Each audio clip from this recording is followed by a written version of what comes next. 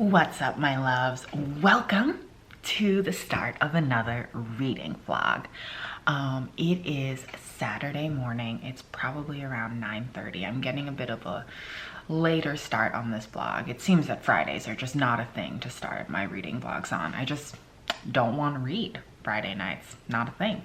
But last night I did go see a movie, so that's sort of why I didn't really start much.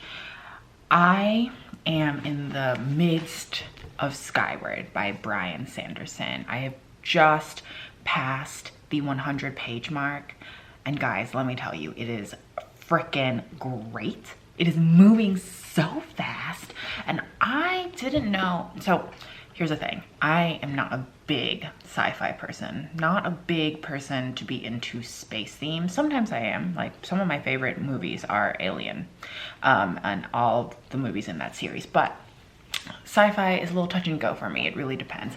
This is phenomenal so far. This is my first Bryan Sanderson book, and I am really digging it. It's moving very fast, and we're at the part where our main protagonist, Spencer, so if you don't know what Skyward is about, Spencer is a young girl, probably about teenage age, but when she was a child, her father was a pilot in the defense forces of her society in space, and he was branded as a coward in the middle of a fight. He apparently ran away at some point.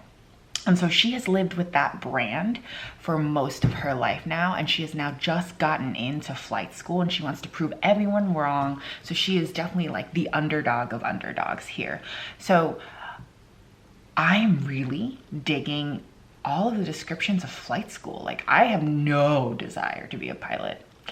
You do not want this person anywhere near mechanical controls, but this is amazing so far, and I'm really digging it. So this is going to be my main read for this weekend. I have a couple books that I might want to sort of peruse. I do have a Junji Ito novel that I'd like to finish this weekend as well, and I do have an audiobook, The Good House, and I'll talk about that more later with you. Right now I am starving, guys, and I'm feeling like it's a little chilly here. I need a good oatmeal bowl. Do y'all like oatmeal? I love oatmeal. I didn't like oatmeal to begin with, but it turns out your experience with oatmeal depends entirely on the toppings. So I'm gonna make me some breakfast, and we're gonna get to more reading.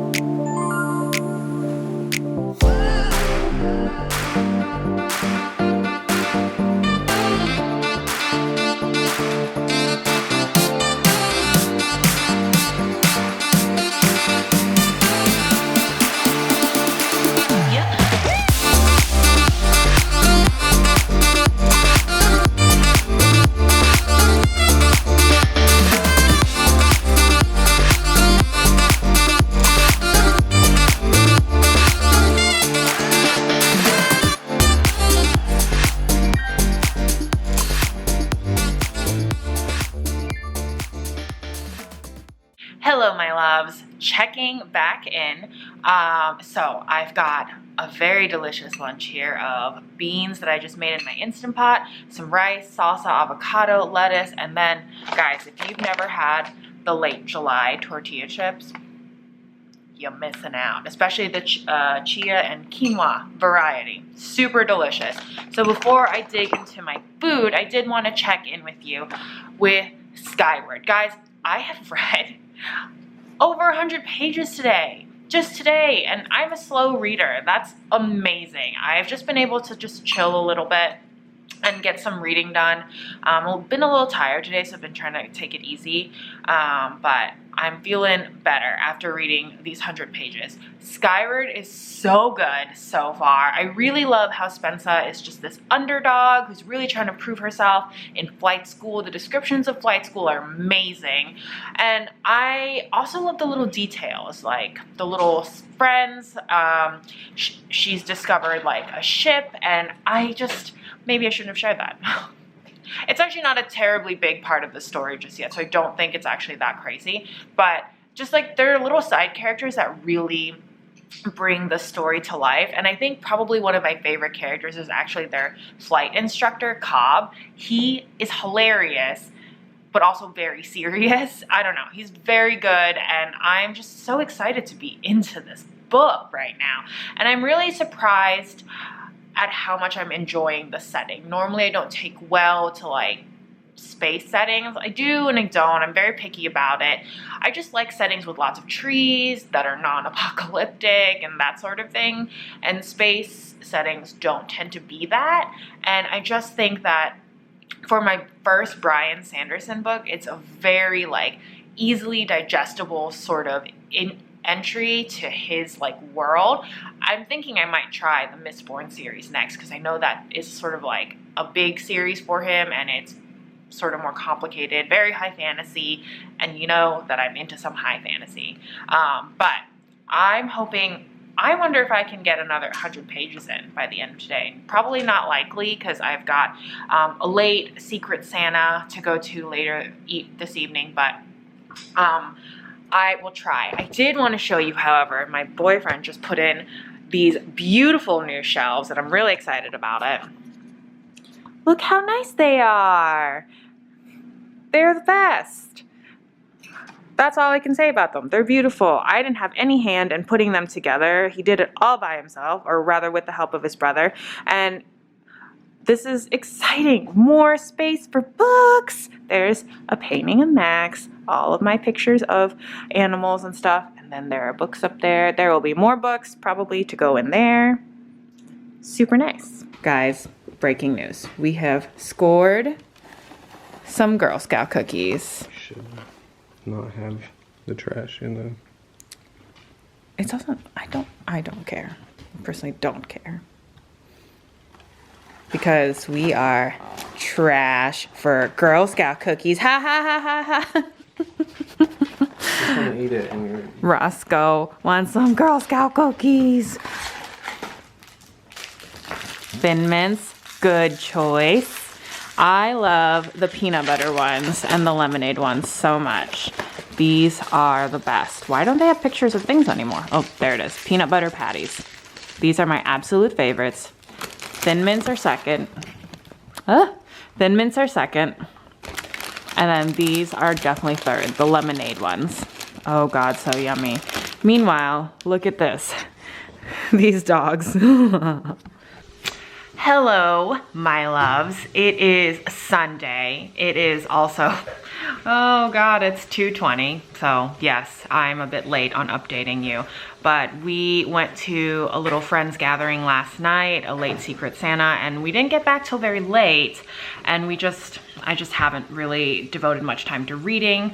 I will say though, I am about 40 pages away from hitting 200 pages of just reading in general this weekend, which is exceptional for my normal reading pace. I'm not gonna say that I don't ever do that, but I really have to like be into the book or have a big chunk of time where I'm doing absolutely nothing. And it's very rare.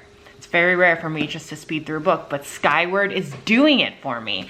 Skyward is so good. And we're now getting to the point where like, at the beginning, we have sort of the overarching, like, plot line, right? Like, Spensa is the daughter of a branded coward, and she is convinced that her father did not run away from the fight that everyone has told her that he has. And she joins flight school. She's determined to prove herself and give, you know, a good reputation to her family name. And so we're going through that right now, but things have gotten serious. Like, flight school is no longer just fun and games, just like this big goal for her. It is so serious. There have been, you know, really big serious implications. How many times can I say serious? But there have been real implications to the fact that they're technically in a war zone, and that has real world consequences. And I'm really loving every second of it. I hate to be putting it down ever, but you know, life moves on, and today is not going to be an exception. I do have quite a bit of like house stuff to do. I'm about to clean the bathroom, I'm about to meal prep a little bit. So I just wanted to check in really quickly. This, so far, if this doesn't have like a terrible explosion of an ending, will probably be a 5 out of 5 star read for me. I'm predicting it. I'm predicting this is gonna be 5 stars, unless they like screw something up magnificently before it ends. But I did want to check in and show something off to you guys. At the Secret Santa, I'm a part of this big friend group, and I don't actually know the majority of them. I know a select few, and I'm slowly getting to know the rest of the people in that group. And so we drew names. We had Secret Santa. If you don't know how Secret Santa works, basically you draw names and you get to get a gift for one person. So everyone's not just giving like everyone gifts and spending loads of money. Well, I opened my gift, and the first thing that I got was this stamp. It says, "From the library of Jae Carbon." Guys, I cannot tell you how incredibly stoked I was. Ooh, focus. How incredibly stoked I was to open this stamp. I didn't even think this was something that I ever wanted. Like, I didn't know that this was something that I wanted in my life, that actually existed. It feels like a library stamp, and I am living for it. I'm so excited to stamp all my books. I'm not going to do it all in one sitting because I have way too many, but I'm really excited to do that. And then I got the Tea Dragon Society. Guys, I've been wanting this book for so long. This is by Katie O'Neill. I actually have the sequel or the prequel, the Tea Dragon Festival. I bought that book because I couldn't find the Tea Dragon Society at Malaprops, the bookstore in Asheville that I went to recently. And I'm so excited to have this finally. I can't wait to read this. I know it'll be a quick read, but it's so precious. It's so cute. If you don't know anything about the Tea Dragon Society books, they're basically about these, like, I've heard them characterized as like Pokemon-ish type of dragons. I don't necessarily agree with that because I don't know how they relate to Pokemon other than that they're small dragons. But they are small dragons, and they sort of grow these like little tea leaves on their head, and I guess you can harvest them and actually brew tea. And I think it's harmless to the dragons. But the nice thing about these stories is they're super wholesome. You can definitely read them to your children, and they have really like good, positive, uplifting messages, but you can also just enjoy it as an adult and feel so cozy. I'm so excited to read this. I haven't had a moment because we got home late again, but I cannot wait to read this. This might be my last read of this weekend. I did have other things that I wanted to read this weekend, but it sort of just got away from me. But I'm about to go on my cleaning spree, and I'm about to put on an audiobook. And guys, I have been reading a doozy of an audiobook. Let me see. Okay, I'm gonna travel with you because I think my camera's like having an issue focusing on me. There's like the big cow picture in the back, but I am currently reading The Good House by, I do not know how to say this name, by Tananarive Due. I will include the book below if you're interested in it. I was looking for a spooky read because guess what? I already wish it was Halloween season all over again. Who is surprised? Literally no one. But The Good House is basically about this lady named Angela Toussaint, and her grandmother, Marie Toussaint, was rumored to be like sort of a powerful spirit medium, and back in the day she helped a young girl. I believe she sort of like exorcised a spirit or a demon from this young girl, and basically the generations after Marie Toussaint exorcised that girl, the generations in her family coming after have all sort of paid the price of that act of kindness that Marie Toussaint did. And so Angela Toussaint has gone back to Grandma Marie's house, and just tragedy after tragedy has befallen. It is very eerie. I will say it sort of reminds me of A Haunting of Hill House. I haven't read the book, but I did see people draw conclusion or, you know, parallels to that in like the comments on Goodreads, and I can see it because I've watched the movies and the series, and it's definitely on my list to read. But I can definitely see the parallels because there is like big family ties in this book. They really explore the relationships between the family members, and then just going back to this particular house is really interesting. And I will say it is a slow burn. So just to give you an idea, this audiobook is something like almost 22 hours. There's 37 chapters. I'm only on chapter 12, and I feel like technically it feels like the middle of a book. It feels like I'm much closer to the end than I actually am, so I'm interested in like where this story is going. It is sort of very exploratory, like it's sort of like snakes out into the lives of the different people that the good house, Grandma Marie's house, has affected. So it's interesting. I like it. It is slow burn. It is eerie, and we are edging closer to spookier things, but I would say it's not like your fast burn sort of Stephen King novel where like ghosts are popping out, dreams are happening, etc., etc. This is more of like, I don't know how to explain it other than say slow burn. But I will update with you later after I finish my cleaning spree of how this goes. All right, I'm gonna go clean my house now. Go bye.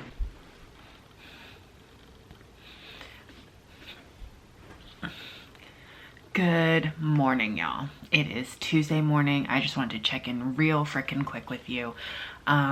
So I just broke the 300-page mark of Brian Sanderson's Skyward.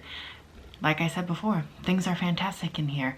The different relationships between the students at flight school are really amazing. The stakes are high, and there are questions being posed now that just draw me into the story more. Like, at first it was just about Spencer redeeming her family name, fulfilling her dream to become a pilot in the space colony, but now it's starting to become more about like, what are these attacking aliens that are here, that sort of thing. So I'm really enjoying this. I'm hoping to finish it before the book club on Thursday. Shouldn't be too bad, right? And I did want to briefly say that I did break the 200-page mark just reading in the weekend alone, and that's really awesome. I'm really excited about that. And I broke it reading this, The Tea Dragon Society. This was so wholesome and beautiful and adorable and amazing and just everything my soul needed. Guys, I'm gonna be honest right now. I'm pretty sure my cat peed on my fluffy carpet. I'm gonna have to wash it. Oh well. And I wanted to talk to you really quickly. This past weekend I had a couple like social events that I feel like people throw around the word social anxiety pretty freely, and that's, you know, that's real. Like, social anxiety is pretty real. And what I meant by like introducing it that way is that when I say social anxiety, I don't have anything diagnosed or anything like that. I just get anxious, and especially in big crowds with a lot of people that I don't already know. And this weekend we went to a Secret Santa thing, and I definitely packed books in my purse, and I don't even carry a purse. I brought a purse so I could bring books just in case I was feeling nervous and needed to escape or whatnot, or started feeling like I didn't really belong in this situation. And I just wanted to share that with you just in case any of you guys feel that way. As I get older, I feel like I just grow more into my introversion, not in a bad way, but in the way that like, this is how I am. And I actually really am digging it. I'm really enjoying like growing into the person that I am. But sometimes there are moments where like big social group settings, even like after work events that they really just sort of like trip me up, in the sense that I get really nervous. I don't necessarily gravitate towards that event. And if you feel that way, I hope you know that like there's nothing wrong with you. You shouldn't ever feel like you need to be in a situation just because it seems like the majority of people are doing that. For example, my thing is I'm not a big like partier. Like I enjoy having a good time with my friends, but I'm more of like an intimate gathering social circle type of thing, not like a giant house party person. I'm also not a big drinker anymore. I used to be when I was closer to my college days and right afterwards, and nowadays it's just I don't recover as fast, so it's not as fun, especially the day after.